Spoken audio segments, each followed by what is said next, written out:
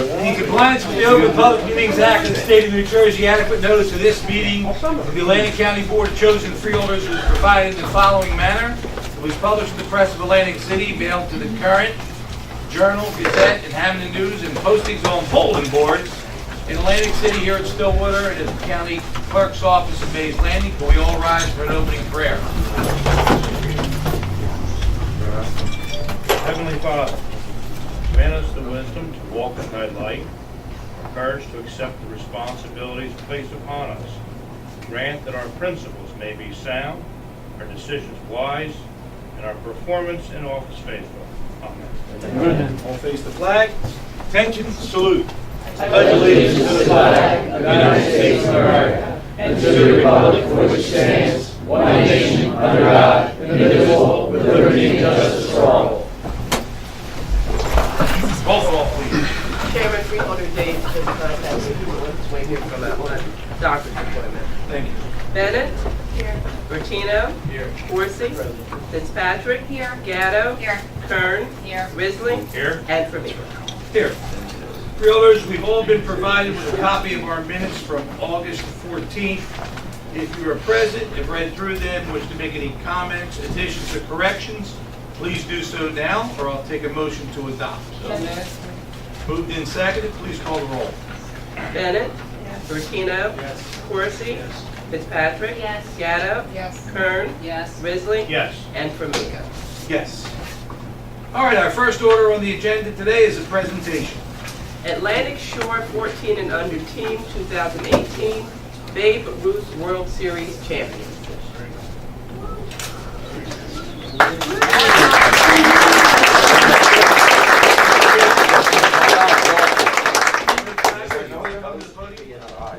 I know a lot of us couldn't be here. Do some football, and we know. Well, for the record, if we could, Coach, just give us a little synopsis of this season.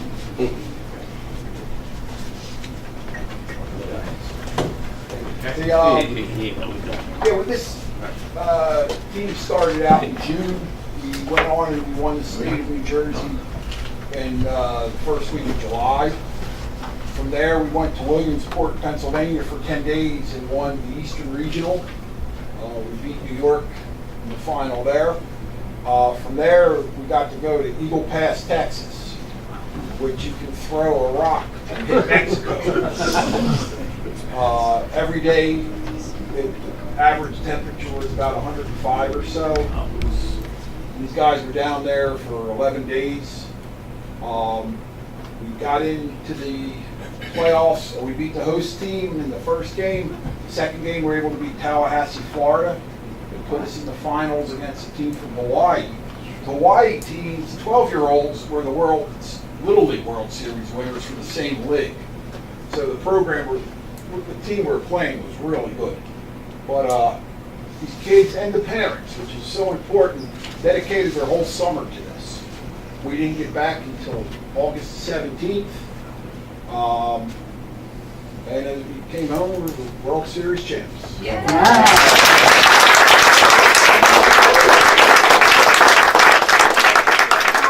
From the news, did you young gentlemen there know where you're not vacationing in the summer? Somewhere that, like I said, I don't recommend it for vacation. It was definitely enjoyable to go there and play in that tournament for 10 days, and more important that they won it and deserve a lot of congratulations and everything else. As well as do the coaches. The coach, yeah. Dave has been with youth sports for a very, very long time. He's brought his son now into coaching as well. Is your other son coaching with you too? No, this Yes. year Pat McCarthy was with us, and Pat Bill McCarthy. Rosino was also with us. Okay, so they have dedicated their lives to youth and youth programs in Atlantic County, and we thank you very much for that. And the dedication that you all gave during this summer, you live at the beach, you probably never saw the beach this summer, but this is wonderful. I mean, continue it on, you guys are doing great. I mean, I think this isn't their first, right? They've been winning through different age groups? Yeah, these kids also went to the World Series as 13-year-olds in Arkansas, and they ended up finishing third. So it was, they all came back, and that was the important part. We told them at the first practice they had unfinished business. And they definitely did their job. They got it done. Thank you. And you have, everyone's here, and I have the coaches here as well. You got it. Yeah, thank you so much. You all can come up, we'll give it to Trevor.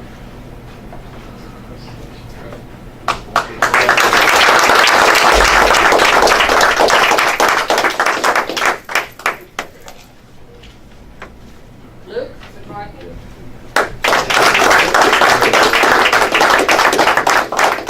guys can all stand up, we'll do a group one. I think they're not all here. And we have Mark.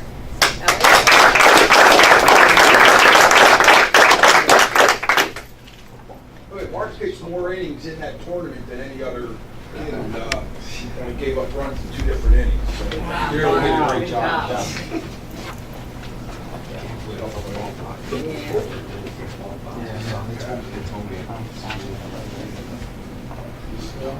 And Tommy, gee, if we can guess what sport he's playing. Tommy was the winning pitcher in the final. Nice. Very nice. And Matt.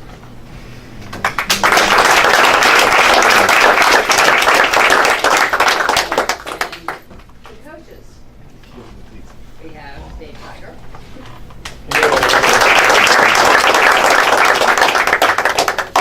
Thank you. McCarthy.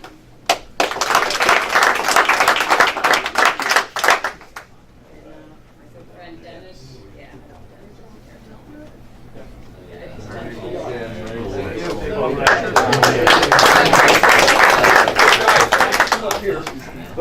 Guys, come up here real quick. You can come up right around here in front of us, right here. Yeah, where are you on this? Right in front of us, you can stand up, it's fine. You're able to drive and get speed, you guys can help me. Don't say that.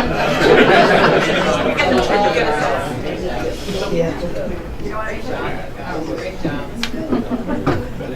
Guys, you want to start rolling? Good job. Stand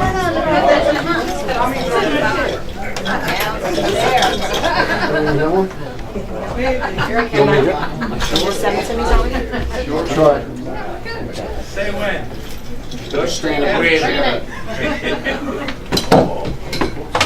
Ready? Would be mine, would. All right, say when. Ready. Freeholder Bertino, could you move that way?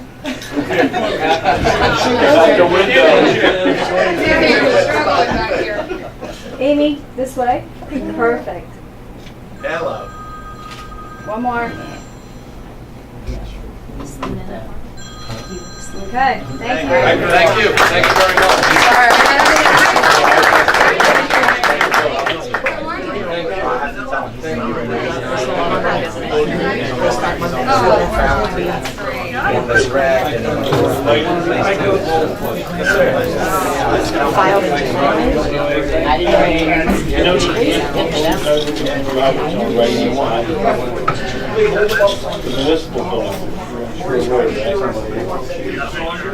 I think your son might have it. I think Lee might have it.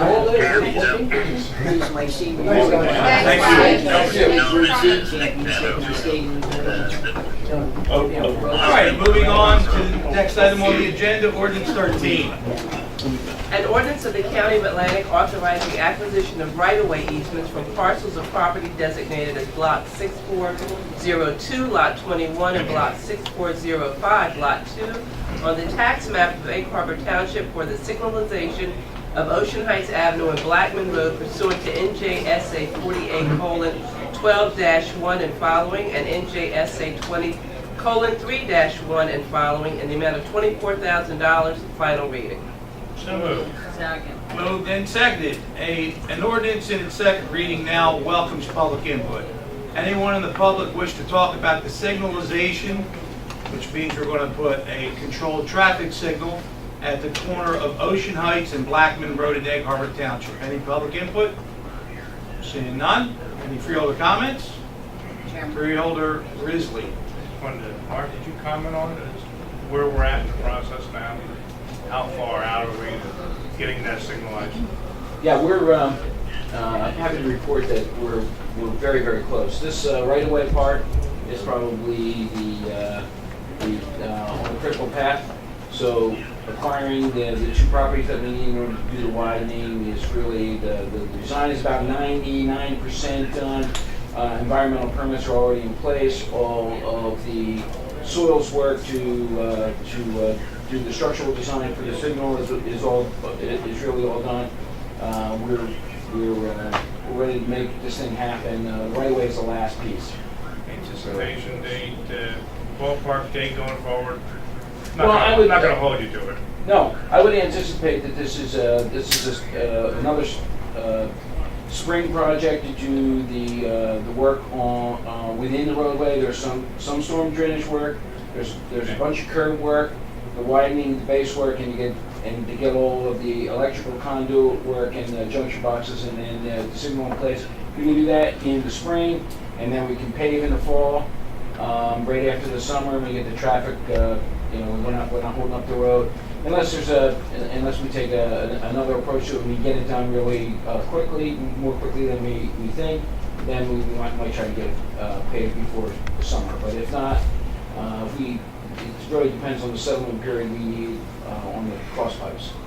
So, Mark, when do we actually start looking at this project? I think that's important, because it's taken us a while to get to this point, and I know quite a few people have asked for it. I think we're almost 2 years into this. I would imagine it was probably 2 years that Carver Township came to us and an agreement was put together. This is a shared. I think it's a 50-50, right, Jerry? 50-50 on this particular project, and to get the contracts and get the contractor in place, and then the environmental work took some time. So, but that's about what we would see in a project like this. It could be a lot faster without the environmental issues, but we had to do the wetlands delineation, go through a pre-app conference with the DEP. Yeah, it's much needed. Okay, thank you. I just wanted to say one comment though, is that when we met with the township, they agreed, we had met with them probably before Mark was here. They came up with a list of projects that they were willing to pay 50% for. So we've been following their recommendations for the process that we were following. So the first one was Spruce Avenue, then we went on the Dogwood Road. I mean, there's been a bunch. We did 4-way stop signs on, off of Mill Road, Mill and Ridge. So I'm just saying, these are ones that they asked us to follow this time sequence. Okay, thank you, Jerry. Any other freeholder comments? Call the roll. Bennett? Yes. Bertino? Yes. Horsey? Yes. Days? Yeah. Abstain. Fitzpatrick? Yes. Gatto? Yes. Kern? Yes. Risley? Yes. And Formica. Yes. 14, please. An ordinance establishing a convenience fee for electronic transactions processed by the county clerk, final reading. Moved and seconded. Again, an ordinance in its final reading is welcoming public comment. At the first reading of this ordinance, we established the fact that this fee was going to be put in place. It was not going to be a cost to taxpayers. It was not going to be a cost to users of the clerk's services for recording. It was going to be used. It was going to be paid by title companies or professionals that needed to have electronic filing mandated by state regulations. And so the county is going to put this money into a separate fund to monitor it and make sure it's not abused or overused. Any public input? Freeholder comments? Just to add to that, it would be used for equipment and software services that support the actual process. Thank you, Freeholder. Any other comments? Call the roll. Bennett? Yes. Bertino? Yes. Horsey? Yes. Days? Yes. Fitzpatrick? Yes. Gatto? Yes. Kern? Yes. Risley? Yes. And Formica. Yes, 453, resolutions. Grant acceptance from the New Jersey Department of Health for the Childhood Lead Exposure Prevention Project in the amount of $283,000. Motion. Moved and seconded. A grant for lead prevention for child care. Any public input? Freeholder comments? All in favor say aye. Aye. 454. Grant application to New Jersey Department of Human Services, Division of Aging Services for the Older Americans Act 2019 Area Plan Contract Grant, amount not to exceed $1,723,604. Second. Again, a grant application. Any public input? Freeholders? All those in favor say aye. Aye. 455.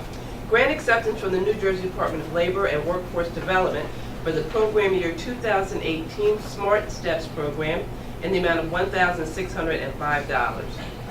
Second. Moved and accepted and seconded. This is the grant acceptance. Any public input? Freeholder comments? All those in favor say aye. Aye. Take a motion to combine and adopt our 159s. Second. Go all the way to 462. All those in favor say aye. Aye. 463. Sub-grant agreement with the City of Atlantic City for the Childhood Lead Poisoning Prevention Program project, amount not to exceed $94,000. Moved and seconded. Sort of coinciding with the grant acceptance. Any public input? Freeholder comments? We'll call the roll on this one. Bennett? Yes. Bertino? Yes. Corsi? Yes. Days? Yes. Fitzpatrick? Yes. Gatto? Yes. Kern? Yes. Risley? Yes. And Formica. Yes. 464, please. Amending professional services agreements to add Shore Memorial Medical Center to the 2018-2019 pool of medical providers for the provision of medical services to inmates at the Atlantic County Justice Facility, no additional cost. Moved and seconded. A resolution with no additional cost for our jail. Any public input? Freeholder comments? All those in favor say aye. Aye. Opposed? 465. Agreement with Talaferro General Contractors for the provision of services under the Urban Gateway Program, amount not to exceed $3,500. Second. Moved and seconded. Public interest in this. Freeholders? We'll call the roll. Bennett? Yes. Bertino? Yes. Corsi?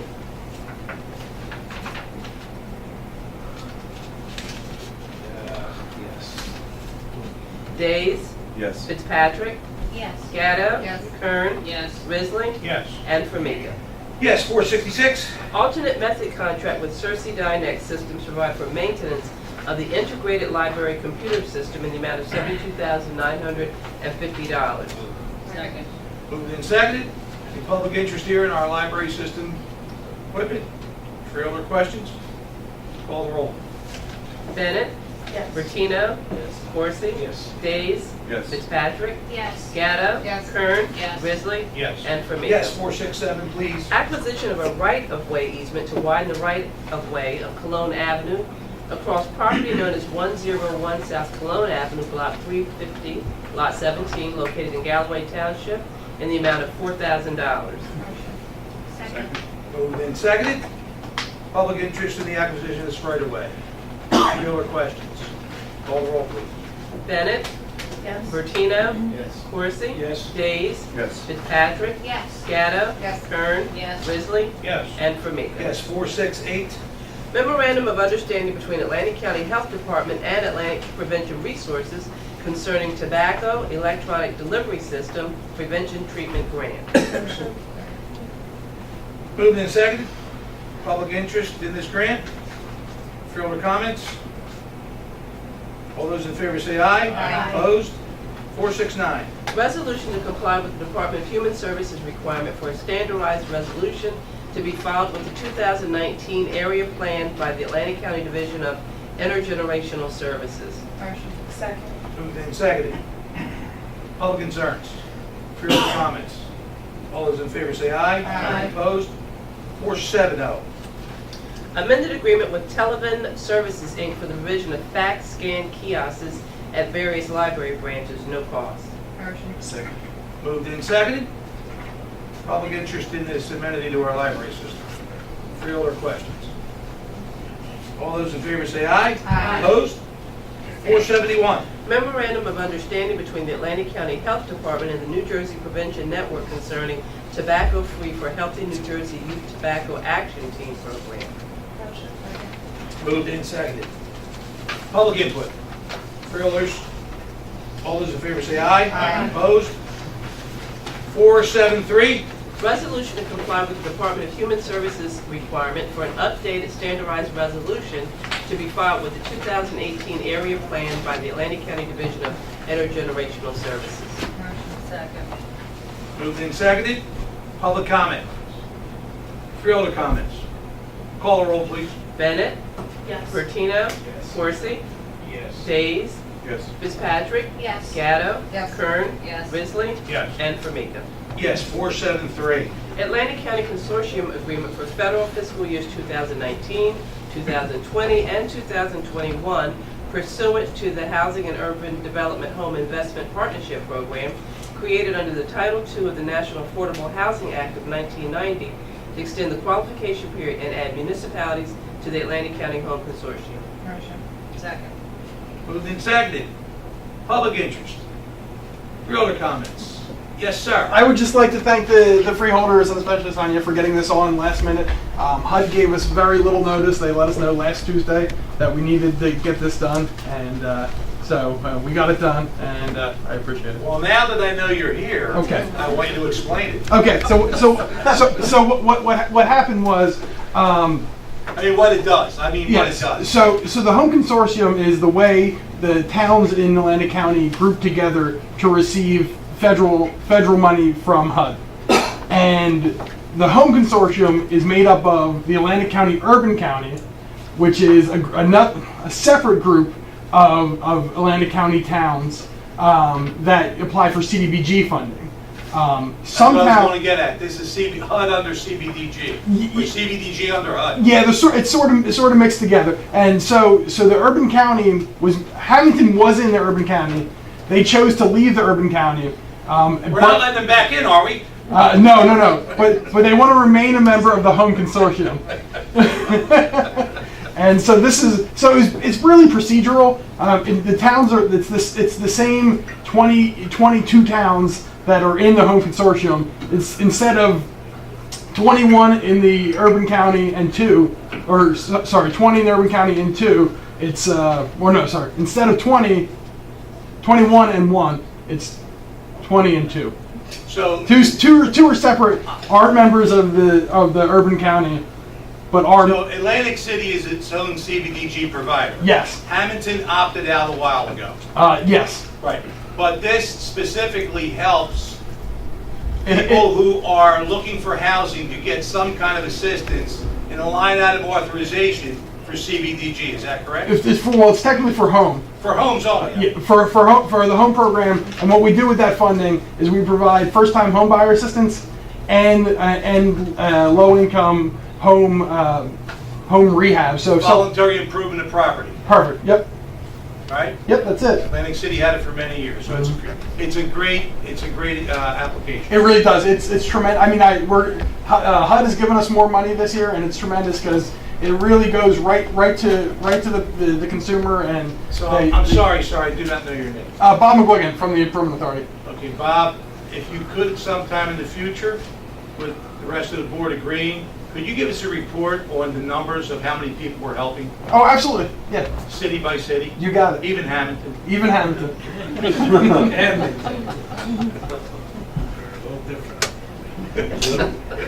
Thank you. You got it. Thank you. All right. So, any public input on that besides, no? Okay. Freeholder comments? All right. All those in favor say aye. Aye. Opposed? Okay, we have appointments here, 474 to 477. Are any of the appointment or reappointment candidates in the audience today? Now, I'm going to take a motion to combine and adopt them, Motion. and I will call the roll. Bennett, Yes. Bertino, Yes. Corsi, Yes. Days, Yes. Fitzpatrick, Yes. Gatto, Yes. Kern, Yes. Risley, Yes. and Formica. Yes, all appointed and reappointed. Thank you. 478. Resolution declaring and supporting October 1, 2018 as a Day of Unity and October 2018 as Domestic Violence Awareness Month in Atlantic County. Sponsor Maureen Kern. Moved and seconded. Vice Chair Kern, you have the floor. I just was at Unity Day was Domestic Violence Awareness Month came from Unity Day. And the reason for it was to bring about all of the agencies that are involved in domestic violence, come together, work together towards, doing something about this epidemic that's going on.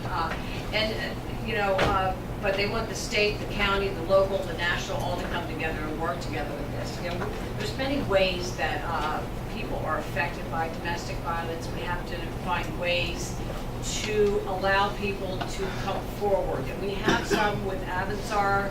They have, in fact, I have some other stuff. They have hotlines you can call into, for help. And if you know somebody that needs help, call in, find out what you can tell them and get the assistance that they need. Because most of the time they don't want to come forward. And many times somebody involved in domestic violence, it is a mental wellness situation. They're caught up in it. They're afraid to get out of it. They don't know how to get out of the situation that they're in. And there is quite a bit of assistance for people. And it also affects the children that are involved that see what goes on in a house that has domestic violence. And as we know, the majority are women, but there's also, I believe it's 26% of men are also involved in some type of domestic violence. So it affects our families greatly, and there is something that we need to do and get the information out as to the things that we have to offer people that are in need. Thank you. Any other freeholder comments? Okay, all those in favor say aye. Aye. Opposed? Brings us to the end of our printed agenda. And we will now move to reports of special committees from the board. Anyone on the board wish to report? Yes. I have faux pas. I apologize. We have one resolution. I switched. I overstepped 477. I will ask. It was included in You there. did make it part of the combined. Yeah. Okay, I did, although I misnomered it. Yeah, it should be. Okay, so can we read that one separately, please? Surely. Thank you, Ash, Freeholder. Authorizing consent for a roadway solicitation event by Elwood Volunteer Fire Company at the intersection of Elwood Road, County Route 623, and Mossimo Road, County Route 561, in Mullica Township on Saturday, October 13, 2018, from 8 p.m. to 4 p.m. Second. Moved and seconded. Any public input on this coin drop? Freeholders? All those in favor say aye. Aye. Opposed? Now that brings us to the end of our printed agenda, and I'll take reports from freeholder participation in committees, and Freeholder, do you want to make a comment on any of the committee? Oh, for me, we actually have one of our meetings coming up tomorrow, so I'll be able to give you kind of a little bit of overview on some of the grants that are going to be available, as well as the legislative priorities that are going to be set for 2019. So this is I'm sorry, Sure, no, you're so speaking. this is the National Association of Counties Human Services and Education Steering Committee. She's only here 1 year. She's very active. Well, we have been disenfranchised from the National Association of Counties for many years, for whatever reason. I'm not pointing the finger at Ernie. But, we have our New Jersey Association of Counties, which we're fairly active in. And Freeholder Bennett has volunteered to be active in this, and she is, and hopefully it'll be to some advantage. So thank you. Absolutely, thank you. Any other special committees we want to make reports on today? Chairman? Yeah, Freeholder Gatto. Thank you. Just want to report out, we had our Workforce Investment Board quarterly meeting recently, and some mixed bag news. So the good news is that we have less people using WIB services because we have a lot of people employed by the new casinos and some of the new businesses that have opened up here, including in Buna. I think it's in Helena. Yeah. So that's good news. The bad news is if we don't use the money, we'll lose it. And we still have tons of training and services available for people who are looking for work or to change careers or maybe advance where they are. We know that there is a shortage in medical technicians in the hospitality arena, and also in even in our trades and skills like auto mechanics.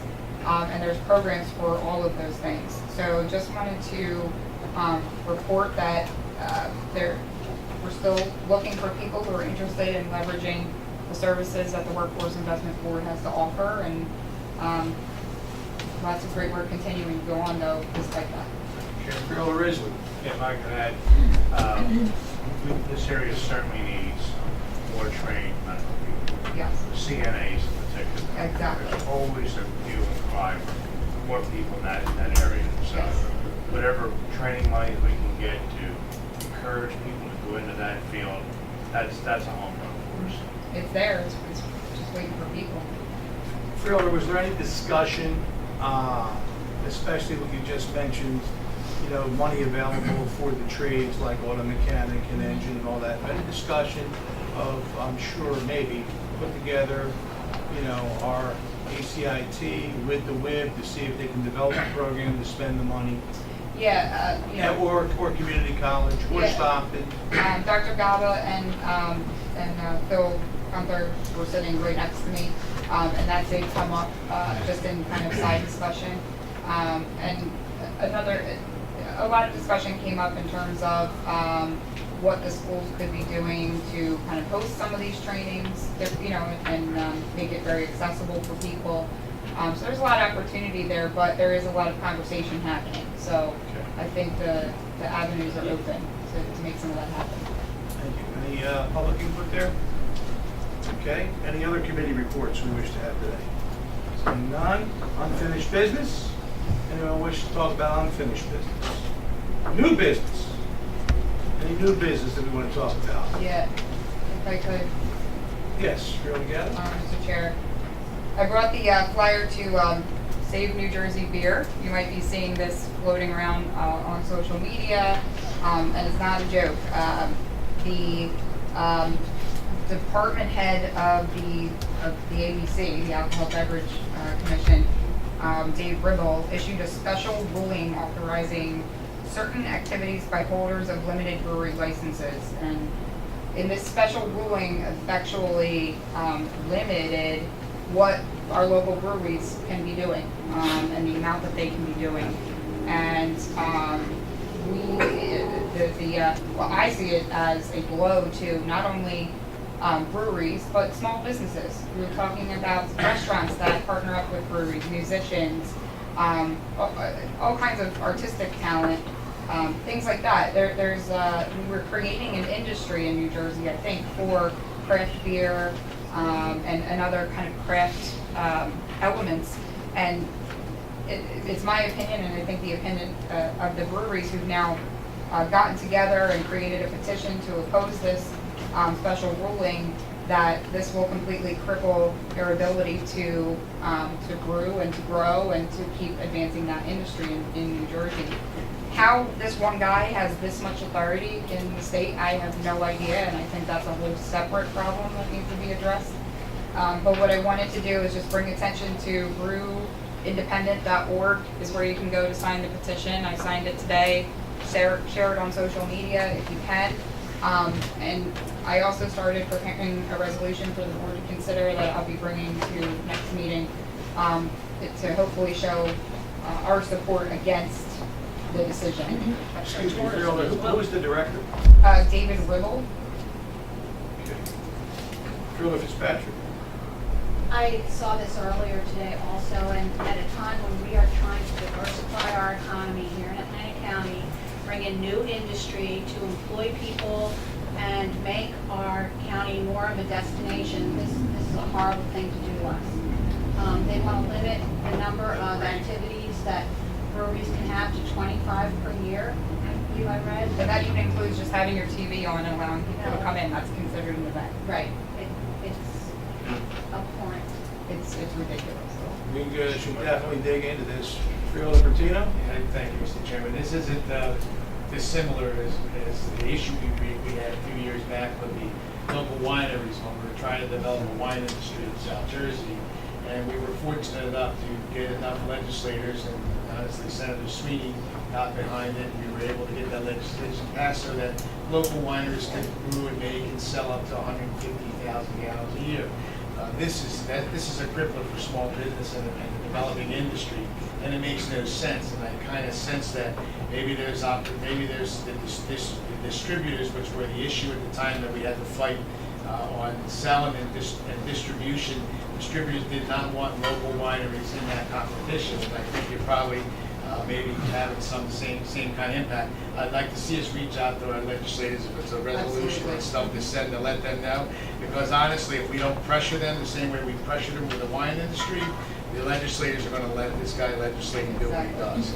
Because it's an easy way for them not to have to listen to people locally. Because you can have somebody that doesn't get appointed, doesn't have to answer to people, running the division, making edicts that he has no sense of, and he has no business doing. Right. So I think it's important for us to get behind this right away. Freeholder Dave? Just to follow up, I mean, I was contacted by, I was in brewery in Galloway Township, contacted by several people as well. And I wanted to do some more research because I do understand, you know, I guess the intent. But my first instinct was it's overregulation. Again, it was New Jersey, we're overregulating, stifling small businesses. I was contacted by the planner in Galloway Township who asked me to look into this, to see what we can do. She had some concerns on the impact as far as small business development as well. So. Right. Yeah, by my count, we have 9 breweries in the county. I'm like 3 off, but yeah, I know there's 3 in Hamilton. And it's from Hamilton to Atlantic City. I mean, all across the county. So. Well, you have a multi-million-dollar one right there on Fire Road that just came in, you know, with Tuckahoe Brewing. Yeah. So I would think that I would follow the lead of everybody who spoke here, and I think we have a strong advocate in all our legislators. So I think that our Senate and Assembly people should immediately be noticed and get some feedback. The problem with authorities are they answer to nobody. Yep. So the fact that they had control over this for many years, I'm sure that there is a bunch of lobbying going on. Everybody in this audience knows what that is. And if we have a local organizer here, that, you know, that we can be communicating with, that would be good. So all agreed here. Anything else under new business? Yeah, I'm just going to add on to that one too, because we're talking about the small businesses, but it's also the diversification of our tourism that we're all looking to. That's a big plan is, you know, tourism. We keep pronouncing how we're getting diverse, and that just cuts us at the knees. So we're all in unison here. I don't have to take the vote. So. Mr. Chairman, Yes, if I may. So I do represent one of the breweries down in Hamilton, 3 Threes, and we're deeply concerned about this. I've spoken with a number of other brewery owners this morning and throughout the last 24 hours or so. We'd like to get you guys involved and to see how we can jointly work together against this. I've spoken with other small businesses. Everyone is very concerned about how this will impact tourism in the area. Yeah. So whatever we can do as brewery owners to work with you guys to help you. Are you guys united under? Do you have a lobbyist? Do you have an attorney? Or We unfortunately don't. The Brewers Association is split, so there's sort of 2 different factions right now.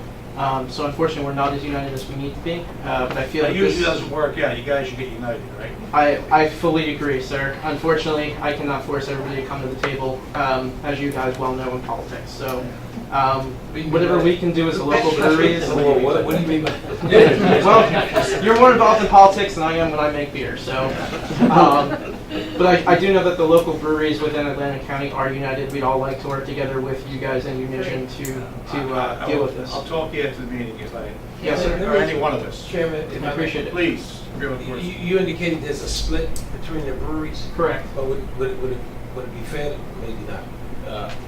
I'm going to ask the whole question. Absolutely. You mean to tell me even with a split, they don't agree that this is bad? I think everybody does agree, but there's 2 different organizations, 2 different guilds right now, which means that we are not united under one leadership. It's kind of split by how large the breweries are. So some of the larger ones that you're familiar with in the state, Cape May and Cricket Hill, some of those have gone off on their own. They believe that some of the legislation can be more advantageous to their business model than our smaller business models, as you see here in Atlantic County. So that's where the division comes from. Well, divisions aside, we're engaged. We appreciate it. Thank you. Any other new business today? Seeing none, we've all received petitions, correspondence, letters from our constituents, freeholders. Anybody wish to discuss correspondence today? Seeing none, the public has the floor. Anyone in the public wish to speak, please come forward. Yes, sir. My name is William Boyer. I've been a resident of Galloway Township for 30 years, specifically Mott's Creek for 20 years. In 20 years living on Mott's Creek, before the road was paved, the only thing we had to fear was greenheads, occasional floods, and replacing our shocks once a year. Since the road has been paved, it started with just telling speeders to slow down, and some people would. One of the neighbors even crashed signs to slow down and beware of the locals. It was kind of fun. And that was cool up until the last couple of years when they started tearing them down. In the last couple of years with the bar of success, and this is not, the bar is not the problem. That bar has been there as longer than any of the residents. It's the patrons. The last couple of years, when we've tried to calm people down and say, slow down, we've been received with giving us the finger, or verbal confrontations. There has been physical altercations. Last winter, our neighbor was parked in his driveway, and he woke up to see his car smashed in, and the other car on the other side of the meadows. And that person left, they fled, and the Galloway reported accordingly. But unfortunately for the Galloway Police Department, who recently have been showing up as much as they can, but considers only 2 traffic officers at a time, Galloway's 90 square miles, most of their activities on the White Horse Pike, we're on the outskirts. And we usually don't mind. But people that live out there, we like to keep our own anyway.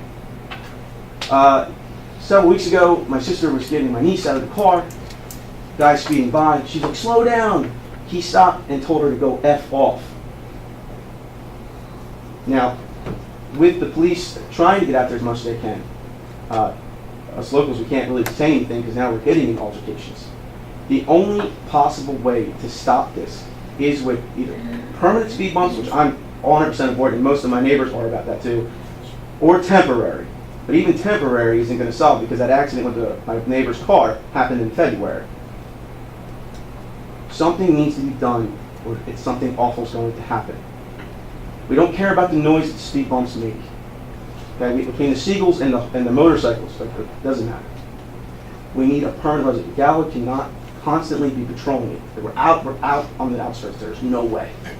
If even to hire another cop to go out there and patrol, it'd be more expensive than just put 3 speed bumps down. Now, Public Works complains about it because the speed bumps could be hit with the plows for the occasional times it snows out there and they plow. Well, those plows are on hydraulic lifts, they can hit a button. And if they don't have that, they can get out and shovel it. I know I've worked for Angerman's Landscaping from time to time when it comes to we shovel out the speed bumps. If they can't do that, that's out of sheer laziness. So we're here, several of us are out here that can tell you their horror stories, because there are horror stories. So we need help. We need it before next season. And it doesn't go from Memorial Day to Labor Day, because Mott's Creek Inn has Mott's Fest. And if any of you have been to Mott's Creek Inn Fest, it's an amazing time. But you will see over 150 cars there, not to mention the bike clubs that go there in rotation. So for us to live out there, we cannot literally cross the street. I have to walk my dog at 5 o'clock in the morning.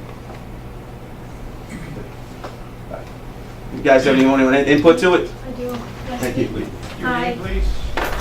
Maria Malkin, and I've lived on the road for 25 years.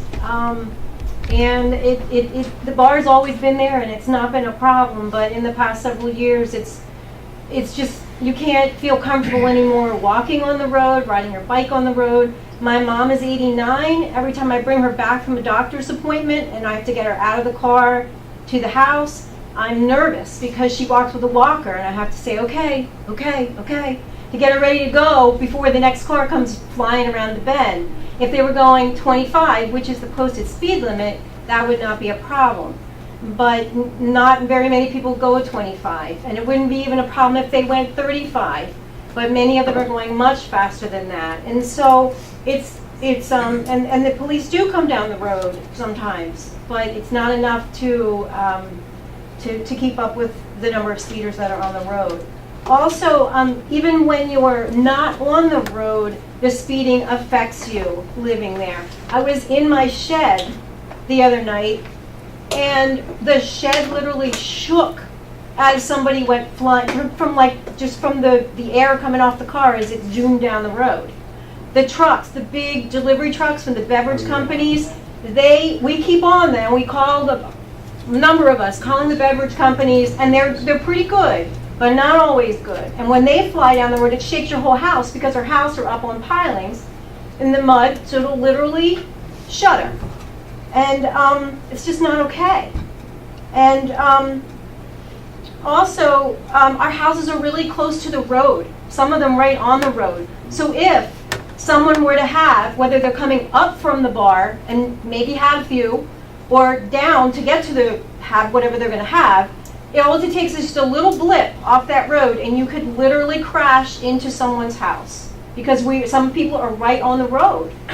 And so I just think it's a safety issue. And like I said, lived there a long time, bar was never a problem, and now there's bands, there's a lot of activity. It brings lots of people down, and they're just going where they're going, and it makes me very nervous when they're leaving. I mean, most people don't go down there to drink water, and now they're flying back out. It's one thing to drink and drive, but it's another to drink, drive, and speed. Okay, so I hope that we could get the speed bumps as well. I think it would be a great way that they can go down and have a good time, and we can feel safe living there. Thank you. Thank you. Anyone else in the public wish to speak? Yeah, hi, Jason Pillow. I'm a resident down there. I've had a home down there for years. I have a 9-year-old and a 6-year-old daughter and a 9-year-old son. So when I go down there, we have like a rule, you're not allowed past the piling. Piling is really close to the road. And just give you an example, my daughter's 6, she's this big. We told her about the road, again, I pay taxes, I'm a taxpayer. It's an unsafe road with the speeders. We get the bar, I have no problem with the bar. Problem is everybody gets, if I get lack of better words, they get juiced up. They get out of the bar, they come in fast, but then they come out faster. So as a tax-paying resident, as an owner with 2 young children, a 9 and a 6-year-old kid, my daughter she forgot the piling rule. My wife's car was parked there. I mean, these bikes, I'm not talking, this is no exaggeration, these bikes do 80, 90 miles an hour coming out of there. They think you have to have speed bumps. Because honestly, I mean, if somebody gets hurt or killed, and we're saying this and we're asking for it, because it's serious, guys, it's serious. I'm familiar with other shore communities. My parents had a place down in Rio Grande when we were kids, and they had speed bumps on those roads for this particular reason. There was a place called Lighthouse Point down there. Shawcrest was down there, and they had the same issues when we were young. And the community, I don't know if it was a municipality road or a local municipality road or whatever, but they put the speed bumps. You got to do the speed bumps, guys, because it's probably 2 weekends ago. We're down there. I told my daughter about the piling rule. The bike came so fast. She literally jumped, turned sideways, and ran right into my wife's car and smacked her face into the car. She wasn't even on the road. She was 5 feet from the road, but the bike went so fast, it scared the daylights out of her, and she ran into the car, but she was literally really close to the road because our houses are close to the road. Not to mention the safety issue. If one of these cars go off the road, they're going to literally take our house out because our houses are up on pilings. So they're going to knock the pilings out from underneath the road, and the house is going to, you can take a whole family out. I mean, the thing is, speed bumps, they're not that expensive. I mean, we pay a lot of taxes. You know what I mean? It should be taken care of, especially when you're a resident and you got children. It's very important, guys. Thanks. One more, Marianne Jarvis. I've been over Mott's Creek for like 10 years. Not only that, but it's also a conservation area. It is part of the Edwin B. Forsyth Wildlife Refuge. I am really tired of seeing smashed turtles, terrapin turtles, which are protected, all over the road. These people do not care. They do not care about our environment. They do not care about our families. They do not care about anything but going to the bar and having a good time and getting there as fast as they can and leaving as fast. I've seen as many as groups of 25 to 30 motorcycles at one time speeding. You can't get them to slow down. They don't slow down. They don't care. We have to have something in place, and the speed bumps is the answer, to slow them down. I can't walk my dog. If my dog sees a cat across the road, if you're going 25, you have to have a chance of seeing the dog. You got no chance. You got no chance of seeing anything up faster going down the road. Thank you. Thank you. Anyone else in the public wish to speak, please? Your name, sir. Yeah, I moved there. Name, sir. Leo Smith. Leo, nice I to moved see you. there. It was nice, quiet. Now I feel like I'm at ACCO. You know what I mean? Like ACCO Speedway, man. It's screaming noises and everything. It's out of hand. It's so much traffic goes into that bar. It's only one way in, one way out. It's a dead end road. So we need help. Thank you. Anyone else wish to speak, please feel free to speak. Yes, sir. Alex, all that's it. I've been living there for about 35 years, and it's just getting worse and worse. I brought the same issue up to the county when they were going to pave the road 5 years ago, 4 years ago, whatever it was, and they just blew me off. They just said, oh no, we can't do that. We can never do that. They didn't give me a reason, anything like that, but I hope you folks can do it. We really Thank you, need sir. Anyone else wish to Joe, speak? my name's Joe Smith. I'm a resident. I know that bar has the capacity that they fill that place. And it is only registered for 72 people, I believe, according to the inspector and so on, right? And there, it's just way out of line. There's just so many people. I know what it feels like to drink and drive. And, We all do, I'm sure. yeah, I know that. At one point in our life. At one, yes. A greasy guy, yeah, you got that right. But now it's just getting it's just getting nuts. They get all fired up in the bar and scream down the road. It looks like a nice road to do it because in the beginning there aren't as many houses in it as you. So it kind of appears like, hey, yeah, this is fine. Nobody lives around here. But as you travel down the road, there's more residents, and there's cars parked there. You know something's going to happen. Some tragedy's going to happen, and we're just saying before it happens, hopefully you can come up with something. Thank you. Yes, ma'am. Carmel Verastro. I'm a resident since 1981, and things have changed, and everything that everyone else is saying is absolutely true. And now there are families there, and there are children. It used to be all adults. Not that that matters, but it isn't a place where you could walk down the street. There aren't sidewalks. We don't want them. But that would be the only way that you could have 70, 80 mile an hour cars and bikes going by and possibly be safe. But there aren't. And this is the kind of thing that we are begging you to please 3 speed bumps and let them be able to get to the bar, let them be able to do whatever they want to do. We're not asking for that to change, just the way they get there and back so that nobody has to die because of what they're doing. So it's in your hands. Thank you. Anyone else in the public wish to speak, please feel free. Thank you very much. On this subject, we'll touch other subjects if you want. Jerry, I'm sorry, Freeholder. You might not share your No, go ahead. You're more articulate than I am. Go ahead. I don't know about that, but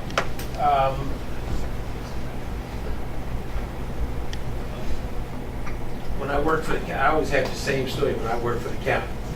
And I was in the road department. First time I got assigned to cut grass, it was in Mox Creek. I'm going to tell you on the street. I said, what the hell is Mox Creek? I'm a city boy, so you know I know nothing about it. Go down this road, and I think I told Jerry this story before. We go down this road, the road is bumpy. It is greenheads. I mean, you had to fight your way in, and you had to fight your way out. Years later, I come on the Freeholder board, and we paving Mox Creek. I said, what the hell, man? You paving Mox Creek for? They never wanted to pave. Yeah, but it's a county road. We got to pave it, da-da-da. People don't want that road paved. They don't want folks flying up and down. The road's bumpy and tore up. They ain't tearing their cars up flying down. So anyway, fast forwarding, I hear your concerns and and I'm passionate about it. My only concern, and I think we all would agree, safety is our #1 concern no matter what. It is a county road the last time I checked it. I just don't know what the policy, if it is a policy, to put speed bumps in, because we could then be setting a precedence. There is no price tag we can put on nobody's life. Let's be clear about that. I think we all would agree something has to be done down in there. I'll just take one exception with your comment when you talk about, and I'm sensitive to this part, that when you talk about those plowing the roads, and if they can't use the hydraulics, they don't know what they're doing, something to that extent.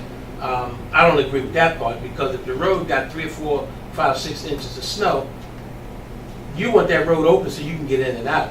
A speed bump would certainly hinder that job. Now, yeah, I know you agreed that you do your shoveling. It sounds cute on the surface of it, but getting to the road to do the clean out the speed bump might become a problem. But more importantly, I think those guys and ladies in Public Works do a good job plowing the roads. But that is a concern for me. What are the alternatives other than a speed bump? I don't know. Maybe you telling me Galloway only has 1 or 2 cars, he may be able to sit down there. If it's a county road, I don't know if our department does speed traps, give out tickets for speeding by way of the sheriff's department. I have no idea. Maybe we engage in a detail from Galloway to Police Department and start the process of ticketing and let folks know we're serious about slowing that down. I don't know if that can be done. It's an option. Before we go out and start agreeing and tell people, yeah, we're going to put in speed bumps, and it doesn't happen. But I think we send the message, a ticket here and a ticket, well, more than 1 ticket, but a few tickets, and people know at any given time, there's going to be a cop down there, whether the county has to pick that course up to hire police officers to start giving out some tickets, because let's put ourselves in those shoes of those folks who live on Mark Street. We'd be arguing the same thing. We've got to do something to slow it down, slow that traffic down, and it don't necessarily, we don't want anybody to get killed out there. Like the gentleman said, you looked up what the lady said, the cars were smashed. Somebody come out of there drunk. It only takes one. And what we don't want to happen is that it be on the county and our hand that some kid comes out of their yard and some jerk come flying up the street, killed this kid, and they said, well, we went to the Freeholder, brought it to the county, and it kind of like fell on deaf ears. That's the message we don't want to send. But I would suggest, Chairman, if Jerry could look into, maybe we'd try that pilot program, hiring Galloway cops out there to put some radar guns and give them some tickets. I think that we got to start somewhere. I just don't know if that's the real answer. This is not unusual, by the way. We get asked, probably, I would average, say, we average two probably a month, 8-town asking us about speeding, and we have to go look at the road, and there are regulations that we have to follow. So I'm listening, and I'm saying this. I will ask the department head and the engineer's office to do those studies to see what it is, and I certainly can call Galloway and sit with Galloway's administrator and ask them for something that from the enforcement point of view, because the county doesn't have enforcement authority anywhere. So I can certainly speak with them and ask them about the enforcement. Maybe that's a meeting that our public safety director can have with them. But and I'm done with this, Chairman. But on a note that we don't want it to be pushed to the back burner. I think that some action needs to be taken, some findings need to be made, and then so those folks on Mott's Creek can have some comfort of understanding that it's not falling on deaf ears. But I got to be honest with you, some kid get out, let alone an adult get hurt. We all sit there scratching our head. Well, we didn't, I'm not sure what the answer is yet, but something's got to be done. Thank you, Bill. This gentleman wanted to speak. Can I speak again? Is it okay? Yeah, it's okay. Okay. So what I want to say is the road that you have to understand is not your traditional road. You can have cops patrolling a normal road if there wasn't marshal on both sides. The cop can't patrol. He can sit at the end on Route 9 and shoot all he wants. They're going to speed from the bar down there. They're going to speed for 2 miles before they get a cop radar. So you understand. So that's going to be useless because they can't park in the marsh, and they can't clock them. They're not going to park in somebody's yard. They got to be on the street. There's no sidewalks. It's a dead end street. There's a lot of roads like it in other shore communities. You know what I mean? There's, like I said, Rio Grande was one that I could think of. I think Strathmere. There's ones that are like that. If you can't do the middle ones, you could do the temporary ones, which they can move pre-winter. They can move them pre-winter. You slide them out. They can lay them on the side and slide them back. So just temporary. I was here when there was opposition to paving the road. and we had discussion about this, and we understood, the concerns that would come. And then there was the enhancement of the bar at the end. They did a big expansion, what have you. I think the county even put a bulkhead down there. And No, that wasn't replaced yet. Wasn't in place yet? No, now. No. We have an area that we have designated for parking, I'm sure of that, because it's on our maps. So we did do something down there, okay? So I'm just saying we're familiar with the problem. At the time, our discussion was the road being out of repair is nice for, slowing people down, but it's also dangerous for school buses and other kind of traffic that would go down there. And we are encumbered by laws through the DOT, through the state. All our money to fix roads comes from the state of New Jersey, and the condition of them has to be evaluated, and we're encumbered with keeping them in good repair. I know you wish we didn't have to do that, we had to do that. This problem is a little unique, and I myself, actually it was Freeholder Days that showed me your letter, Mr. Boyer, and I did make some calls to Galloway Township. I talked with Tony Capolo, and the enforcement for the road, which is a separate issue, you're talking about speed bumps, I understand it, is strictly on the responsibility of Galloway Township. Now, in this county, there are two places that nobody speeds in Atlantic County. That is coming off the Longport Bridge into Longport, and that's coming off exit 29 into Summers Point. It took 10 years, maybe, for people to know you got to be from Mars to speed there. You will get a ticket, and they ticket their mother in Longport. Okay? So, and that's not a quick solution. I'm just saying that there are other areas where this is a problem. I think Jerry put it right. He's our county administrator, by the way. You never met Jerry? He knows more than anybody in the county about the county, especially me and Ernie. But he knows everything there is to know. All the regulations, all the coordination. I think it's right that we should not put this on the back burner at all. I think we should look right into it. Your point, sir, about the difficulty of officers setting up radar guns and all that is a problem, but there is other technology as well that can possibly be remote technology. The question I asked, which I didn't know, was I would be for they have red light cameras, putting in speeding cameras in there, and they're not legal in certain parts of New Jersey. And everybody automatically, this road patrolled by speed cameras, you'll get your $300 ticket in the mail, and there'll be no court date. You don't get no points, but it's $300 every time you speed. So I'll just end my little spiel here saying that we're all taking it serious. You're all here. We thought 2 people show up. You get 12 people showing up. You got our attention. 4 o'clock was a little for those other people that couldn't be here. But so we'll go on to it. I think that we should let our engineers look into solutions. Talk with the police department. You have a great chief out there. You got a great mayor out there. And get some things in place immediately. Whether it's signage, warnings, your final warning. Now it's not going to stop the crazy bikers coming out of there all in the gang thinking they're invincible. But we find something that will, and I don't know what the answer will be, but we'll try something, so. Thank you. Freeholder Days, please. I'm sorry, Freeholder Gavin, please. Oh, I'm sorry, miss. I said I saw you, then you disappeared. Out of sight, out of mind. What is it? I just wanted to say that I appreciate all of you thinking about it and some of the ideas that you have. I just wanted to bring to the top, though, the idea about a precedent and the idea about other communities have called and asked about this. There's nothing wrong with having safety be a precedent. There's nothing wrong with that, because safety is important.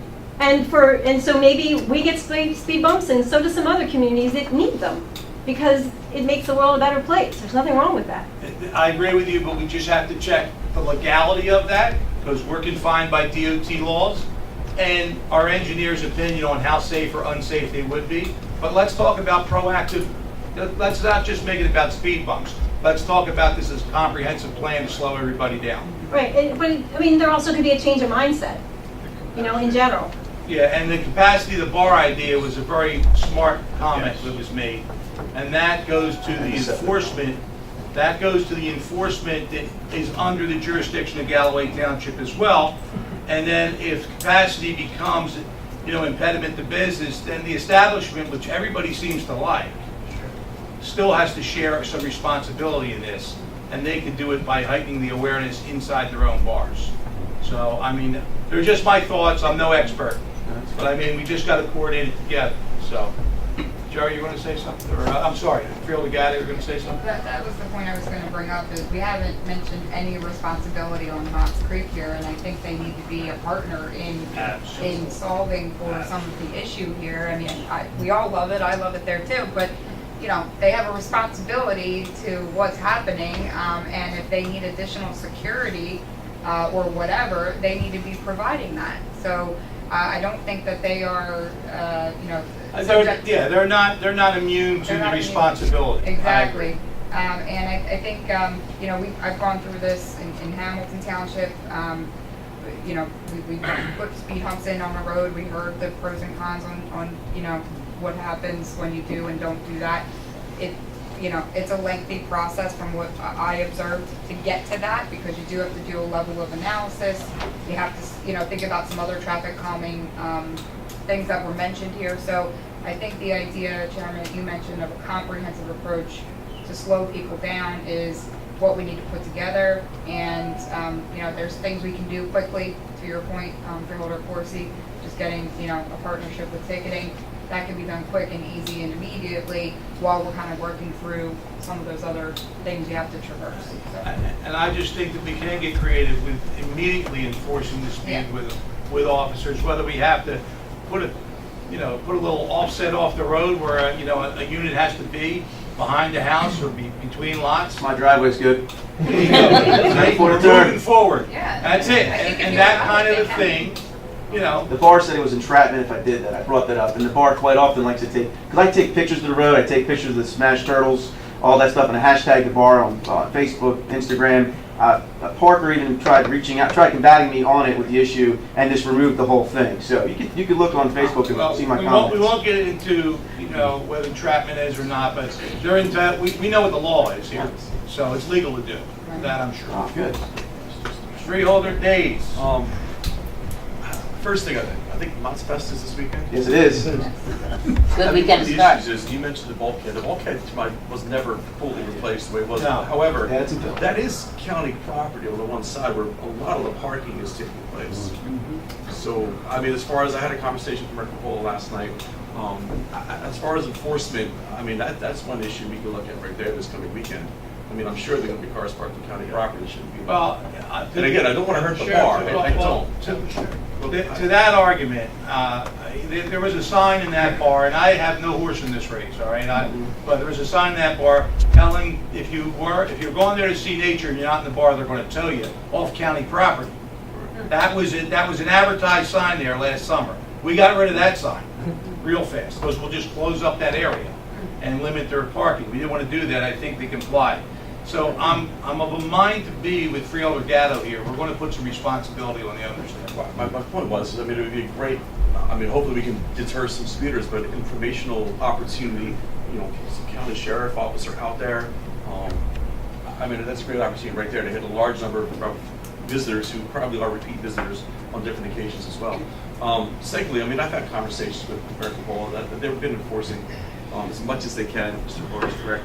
But Jared, this is the first time that we've heard this, and I've emailed you, I've reached out, and I'm thankful now that there are several residents here. It's not just one or two. We do need to put our heads together and brainstorm some issues. I mean, opportunities to educate the public about it. But I mean, whether temporary, I've asked about temporary speed bumps, and I know the speed humps. There's a difference. The speed limit is 25 as opposed to speed limit, so I mean that may limit or may actually add to what's allowed out there. So, I would like to see this move faster, even though we're going to be working on other solutions in the meantime, as far as engineering and public works' input and all that, so we can have some kind of an idea at least moving forward where we can go with this. Chairman, I think I may have a suggestion. Proceed. Proceed through you to administer. Since you indicated, Freeholder, there's an event back this weekend, can we temporarily put up 2 of those billboard signs that said something about speeding, one coming in and one going out? We have the one. The process. No. They don't work. They don't work. Message board. Which is supposed to be used for traffic safety. But if we do one as people coming into the event, and you see one, they don't know if there's a cop gonna be out there watching or not. At least you start the precedence. Something has to happen. I mean, we know we're working on short notice. And Rich has been very helpful with this since last summer. I imagine it was you that got the sign up there several weeks ago. And for 4 days, from the Monday through Thursday, it was fantastic. But on Friday, Saturday, Sunday, when the White Mustang in particular, just because you trying to say, was like, he thought it was an actual radar sign and he was trying to break his record. And when he was sadly disappointed when he only kept saying 25. They don't care.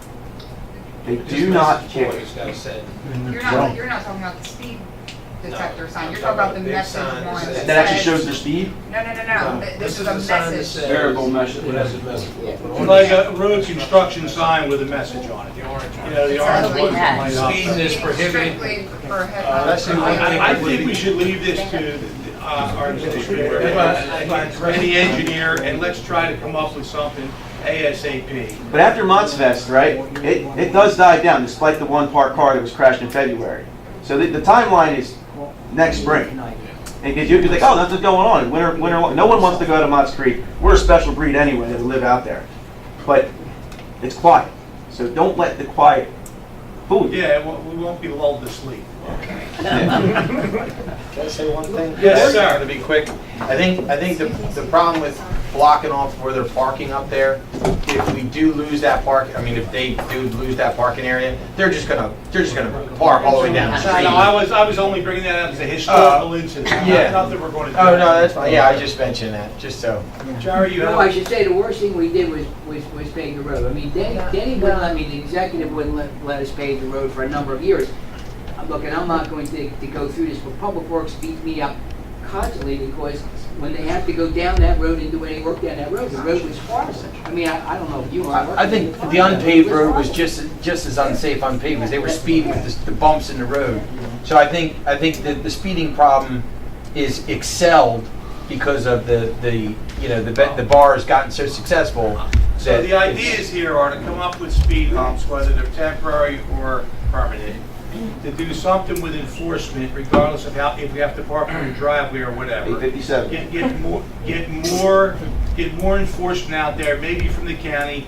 We have a public safety director now. We'll get him engaged. We have a sheriff that's very proactive, and we'll see what our jurisdiction is. But legality of object is a phrase I use all the time. We are confined by certain laws, but we are sure that we can get a solution regardless of what they are. And I think what would be fair, if we all could agree to it, is if you want to come back here in a week or have somebody give us a contact number, we'll tell you what we're trying to come up with. Thank you very much. Thank you very much. That's all I know. I'm not that smart, but I know how to work. So. All right? Thank you. Thank you. Pretty smart for a Yeah. Anyone else in the public wish to come forward, please, on any subject? All right? Nothing else in the public. We'll close it. Something for the good of the order? Yes, Chairman, let me just say that I am excited that after last Thursday's ribbon cutting ceremony, that after the county gave up $120-something million, we were able to be acknowledged and recognized, because I don't know if some of y'all heard me on the radio, I was going to turn that damn place out. Because we put up 27 million, and wasn't even listed on the program as the county executive or our chairman. Unacceptable. But it became a political event. We had Luke Greenwald and others speaking that had none of them, Sweeney and them included, not one dime to put up, but they all had all the say-so. But I was glad that our chairman was able to make sure that the county executive spoke. I think it was good for the city. It was good for the county because, again, when you put your money where your mouth is, you can talk. The state, the college, none of them had a dime to get that facility up and running, but because we saw the need through the administration, we bonded it, and we finally got a little recognition. What they attempted to do is some of you know, when they did the groundbreaking, we were left out. I called the chairman. If you don't say something, I will. I don't want you to talk. Right. He said something. So the county executive did get to speak during the ribbon cutting, and And I think people need to know it because in taxpayers' money in Atlantic County, we were able to float those bonds for that college to go up and moving forward. Some of the other two things I want to just touch on real quickly was Governor Murphy on that same day did a press conference at the convention center. They talked about workforce development, which meant if you're an ex-offender and you go through the program, you're now able to get a casino license to go to work in the casino, which heretofore you have been prohibited from doing so. And so they're trying to open up avenues for folks to go to work. Every now and then you'll look around and if people are advertising for jobs, but if you got a record, you can't get in the casino. And a lot of stuff in conjunction with Local 54, I think it's going to work out for good for the region, not just in Atlantic County, in Atlantic City, but with those two opening, casinos opening, Stockton's on board, new housing development up in the inlet, we're starting to see things move forward. Let me just say in conclusion that I want to commend our chairman, the county exec, and others who were able to reach out to the governor and others to talk about the urban zone. I know I'm using the wrong word. Yeah, at the by the airport, because that was critical. Politics aside, that meant if the governor and certainly Senator Sweeney and them had not moved that bill, we would have an empty building sitting out there near the airport, and it wouldn't have done none of us any good. We didn't get everything we wanted, but it's a start. And I think our chairman, the administration should be commended.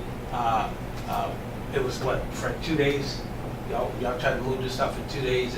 I have a confession to make. So what Ernest's talking about is there's a growth zone bill that's going to go around the airport that probably will provide about 7,000 jobs in the next 7 years. And that's in the aeronautics research and development industry. These businesses couldn't move into the airport because they didn't qualify, so they extended the growth zone to 1 mile around the airport. So if you have land around there, it's going to be pretty valuable. And I was able with the county executive to talk to certain people, and I'll just tell you, I had to call 5 Democrats to get it done. All Democrats are not bad. Like I tell you, every Democrat's not my friend and every Republican's not my enemy. And Chris Brown was a moving force in the whole thing. Just to build on to the ribbon cutting, I agree it was nice to at least get a little bit of recognition, but it was quite a show. But it was a great showing of, I think there was over 1,000 people there. So there was a lot of energy in the city, a lot of interest in what was happening. And, you know, the building looks amazing. You know, what they're doing there looks amazing. It's great to see kind of that new demographic in the city. So I think we're going to see a lot of other things kind of brewing and budding up, which is a great thing. But there was a lot of commitments made by all these speakers who wanted to come, pointing to other empty buildings along the boardwalk that they wanted to do so many great things. So I'll be waiting for them to put their money to where their mouth was at the ribbon cutting. So. Our money, they'll do a lot. Yeah, exactly. Anything else for the good of the order? Yes, sir. So I just wanted to say that the New Jersey was the first to implement statewide JDAI, or JDAI, Juvenile Detention Alternative Initiative. So I just wanted to commend our Youth Services Commission for all that they do for our youth in the county. Thank you. Anyone else for the good of the order? Coach Patrick. On Thursday, after the ribbon cutting, I had an opportunity to tour the Barai development uptown, and they are ready to open 200 market rate apartments in Atlantic City. People moving in October 15th, and they are gorgeous. 1 bedroom, 1 bath, 2 bedroom, 2 bath. Really nice. Another good thing happened. Freeholder Days? 2 things. I read this morning and had time to research. I don't know if anybody else here heard about this, but New Jersey plans to raise taxes on not just our gas, but on aviation fuel as well. And I'm just concerned about the impact that would have on Atlantic City, for one, but 2, on any efforts we have to bring cargo planes and shipments to our airport, and additional carriers to our airport. I would like us to maybe look into this and see if anything can be done to stop it. So, I mean, it may be a done deal. Just that they always seem to try to, every time we climb back up and try to pull us back down. Unfortunately, that legislation was set in place with an escalator in it. It did not have a sunset or a limit, and they are naturally, one thing we've learned about Trenton, they will not cut back on what they can take, and they can take up to the 29 cents. So It just seems towards the aviation fuel is something. we make they pay. And secondly, in Galway Township, one of our police lieutenants had a devastating house fire yesterday morning. No family members were in. We did lose a pet, but the house itself was uninhabitable. We have two teenage children. There's a fundraiser with Smith Lynn October 11th, from 6 to 9 p.m. 100% of the proceeds, thanks to the whole family, will be given to the McKinsey family. So I just wanted to put that out there. Thank you. Anything else before we go to the order? I'll take a motion. Second. All those in favor say aye. Aye. Good day, everybody.